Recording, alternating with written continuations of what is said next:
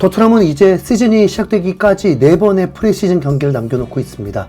먼저 토요일 밤 7시에 비셀 고베와의 친선전을 갖게 됩니다. 그래서 한국 시간 오늘 새벽에 선수들이 비행기를 탑승하고 일본으로 떠나는 영상을 공개하기도 했습니다. 손흥민은 승무원인지 구단 스태프인지 인사를 하면서 일본에서 만나자라고 형식적인 인사를 했습니다. 잠깐 이 투어 경기에 대해서 전해야 할 게 있는데, 먼저는 토트넘 구단 측에서 공식적으로 힐과 레길론은 이적을 해야 해서 아시아에 가지 않는다고 못을 박아버렸습니다. 어느 정도 예상은 되는 선수지만 이적이나 임대, 토트넘 1군에 합류할 수 없는 선수들도 더 있을 텐데 굳이 레길론과 힐은 확정을 시켜버렸네요. 힐은 2년 전에 우승컵도 들었었고 토트넘에서 살아남지 못했을 뿐 라리가 가서 보통 정도의 활약은 할 것으로 보입니다. 의외의 선수가 있습니다. 바로 제드 스펜스인데요. 제드 스펜스의 대반전이 일어날지 지켜보면 흥미로울 것 같습니다. 분명 엔지 감독 그림에 없는 선수인 줄 알았죠. 3년 전 구단이 영입했을 때 콘테는 대놓고 외면해버렸죠. 너무 외면되어 있으니까 엔지 감독이 부임되고 나서 자연스럽게 그 역시 외면했습니다. 어떤 유형의 선수인지도 몰랐을 수 있어요. 스펜스는 프랑스로 임대를 보냈습니다. 영입 실패 선수니까 임대를 통해서 다시 팔려고 하는 걸 텐데 시즌을 마치고 스타드 렌에서 영입을 포기하면서 낙동강 오리알 신세가 되었죠. 비싼 선수는 아니지만 어쨌든 토트넘의 골칫덩이가 되었는데, 유로와 아메리카 대회로 인해서 주전 선수들이 대거 이탈을 하면서 우연치 않게 기회가 왔습니다. 선수 부족으로 스펜스가 프리시즌 경기 출전할 기회가 생겼는데 엔지 감독 전술에 너무 잘 맞는 거예요. 최소한 에메르송보다는 더. 그리고 한 골 1도움도 기록했습니다. QPR과의 경기에서도 역시나 준수한 활약을 했죠. 그러면서 스펜스가 변수가 생겼습니다. 본래도 공격적인 풀백이라서 콘테는 아예 외면했고 투박함과 패스 능력이 아쉽다는 평가였는데, 엔지 전술에는 맞는 유형이고 롱킥 말고는 선수들과의 연계 패스는 나쁘지 않았습니다. 각성하고 훈련 태도만 괜찮다면 포로의 백업으로는 괜찮아 보였습니다. 당연히 그레이가 수미를 한다는 전제죠. 그리고 4월에 수술을 했던 우도기가 드디어 얼굴을 보였습니다. 프리시즌 때는 보이지도 않았는데요. 아직 재활을 하고 몸 상태를 끌어올려야 할지 아니면 아시아 투어를 통해서 경기 감각을 찾으려 할지 지켜보겠습니다. 그리고 영상에서 히샬리송이 출연을 했는데, 히샬리송은 부상도 없다고 했는데 프리시즌 2경기에서 모두 제외되었습니다. 그러니까 의심이 가잖아요. 스트라이커 영입설이 끊이지 않고 최근엔 팀토크에서 솔랑케 영입 의지가 있다고 나오는데, 이 정도면 영국 매체들도 그냥 있는 말 없는 말 다 만드는 거 아닌가 의심됩니다. 아니 히샬리송 쓸 거면 프리시즌에 출전시켜서 점검을 하던지, 안 쓸 거면 힐과 레길론처럼 내놓던지. 그런데 아시아 투어는 아무렇지 않은 듯 참석을 하네요. 히샬리송은 지난 프리시즌 때 가장 좋은 활약을 했던 선수 중 한 명이죠. 손흥민은 절친 벤 데이비스와 함께 자리를 했고 메디슨과 인증샷을 남기기도 했습니다. 토트넘 아시아 투어는 총 3경기입니다.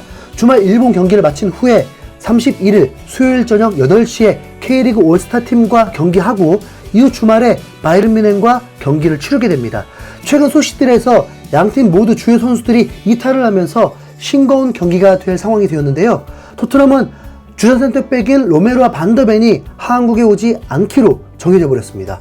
그리고 뮌헨은 케인, 알폰소 데이비스, 우파메카노, 코망이 아시아 투어에 참여하지 않는다고 말했습니다.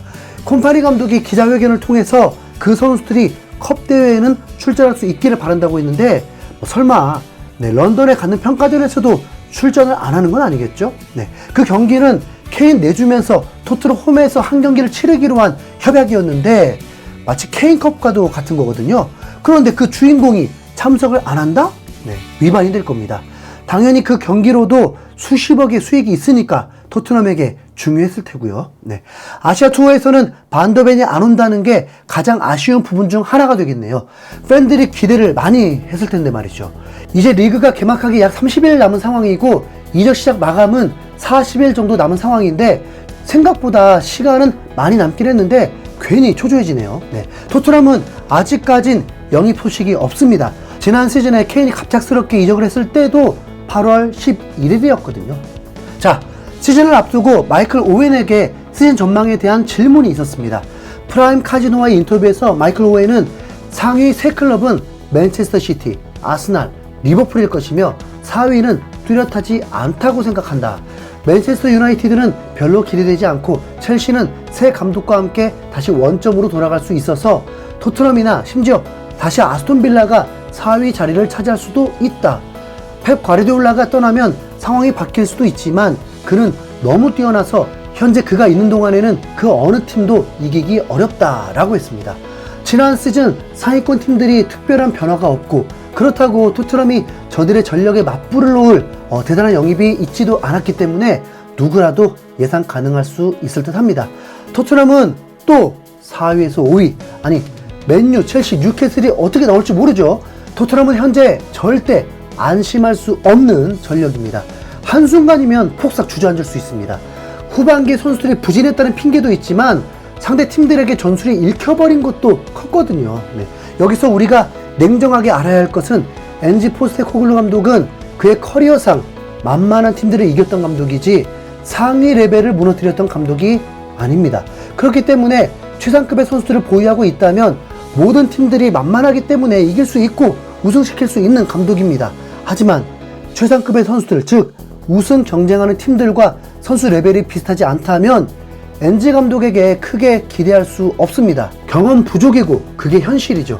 엔지 감독의 업적은 J리그 우승, 호주 아시안컵 우승, 월드컵 진출, 스코틀랜드 우승입니다. 자, 그런데 말입니다. 한 가지 솔깃한 엔지 감독의 과거 이력이 있는데요. J리그에서 우승했을 때입니다. 엔지 감독은 아시안컵에서 우승을 하고 요코하마의 러브콜로 감독직을 수락을 했는데 요코하마는 그 전 시즌에 5위를 했던 팀인데 엔지 감독이 이끌면서 자신의 공격 축구 철학을 그대로 대입하면서 12위로 시즌을 마무리했습니다. 선수들이 적응을 못하면서 조직력이 갖춰지지 않고 특히 수비에서 실점이 많았습니다. 34경기 56실점이었습니다. 그런데 2년차에 선수 보강과 함께 조직력이 갖춰지면서 12위였던 요코하마가 바로 15년 만에 우승을 해버리는 기여무토합니다. 이건 의미하는 바가 크죠. 토트넘은 아무리 구단이 선수 영입권을 가지고 있어도 엔지 감독과 보완해야 할 점들을 얘기를 나눌 텐데 엔지 감독이 대놓고 구체적인 우승이 목표다라고 말한 적은 없지만 그의 말에는 꿈이 매우 크다는 것을 간접적으로 느낄 수 있었습니다. 손흥민이 올인하겠다고 하는 거 우승 말고는 없죠. 네. 전력상 12위 팀이 우승할 수 있다는 분위기는 당연히 나올 수 없습니다. 그런데 엔지 감독은 그 일을 해내고 말았습니다. 지난 시즌 전반기에 토트넘이 상위권에 있을 때도 운이라고 하는 팬들은 없었고 해외 언론에서조차 조심스럽게 우승 도전이 가능하다고 했었습니다. 전제는 주요 선수들이 부상으로 이탈하는 일이 없어야겠죠. 이 또한 경험과 노하우가 필요합니다. 지난 시즌 맨시티가 우승할 수 있었던 건 주요 선수들이 이탈을 해도 메꿀 수 있는 스쿼드였기 때문이죠. 아스날이 2년 연속 우승 경쟁과 함께 2위를 할 수 있었던 거 모두 주요 선수들이 부상을 당하지 않았습니다. 아스날이 사카, 웨데구르 혹은 라이스가 이탈한다? 그 중에 한 명만 빠져도 우승 경쟁 어려웠을 것입니다. 그런데 놀랍게도 이 세 명은 모두 전경기 출전이었습니다. 주전 수비수 살리바와 마갈량이스도 전경기 출전과 36경기 출전이었습니다. 이렇게 부상이 없다는 것도 팀 성적을 크게 좌지우지합니다. 토트넘은 지난 시즌 전경기 출전 선수는 비카리오 골키퍼 빼고 아무도 없습니다. 지난 시즌 유독 부상이 이탈도 많았던 토트넘, 엔지 감독 전술을 충분히 익혔고 노하우도 생겼을 테니 어린 선수들이 한 단계 성장하면서 부상 최소화되어서 올 시즌 사고 쳐주길 응원하겠습니다. 이상 흰수염고래였습니다. 감사합니다.